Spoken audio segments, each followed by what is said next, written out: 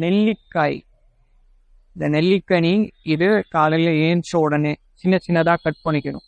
Cut பண்ணி ஒரு 3 நெல்லிக்காய் 1 to 3 வரைக்கும் எடுத்துக்கலாம். இதில் இஞ்சி, கருவேப்பிலை, கொத்தமல்லி இது மாதிரி ஏதோ சேர்த்துக்கலாம், சுவைக்காக சேர்த்துக்கலாம். இஞ்சி கண்டிப்பாக சேர்க்கணும். சேர்த்து நல்லா அரைச்சு இதை எப்படி குடிக்கணும் அப்படின்னா வடிகட்டி எடுக்கக்கூடாது. வடிகட்டாமல் அப்படியே குடிச்சிருங்க, அப்படியே வேகமாக குடிச்சிருங்க. இதை எடுத்துக்கிட்டா இந்த மலச்சிக்கல் தொந்தரவு இருக்கவே இருக்காது. இதை பழக்கப்படுத்திக்கலாம், டெய்லி எடுத்துக்கலாம், லைஃப் லாங் எடுத்துக்கலாம். இந்த நெல்லிக்காயோடைய சாறு, இந்த ஜூஸ் எடுத்துக்கலாம். உடம்புல வாதம், திட்டம், கபம் 3மே சமமாக வச்சுக்கும். 3மே சமமாக அப்படின்னா எந்த அளவில் எடுத்துக்கணுமோ அந்த அளவில் வச்சுருக்கும். பல பிரச்சனை, நுண்ணுயிர்கள், இந்த பேத்தோஜெனிக் பாக்டீரியானால வரக்கூடிய தொற்றுகள் எல்லாத்தையுமே தடுத்து நிப்பாட்டிடும்.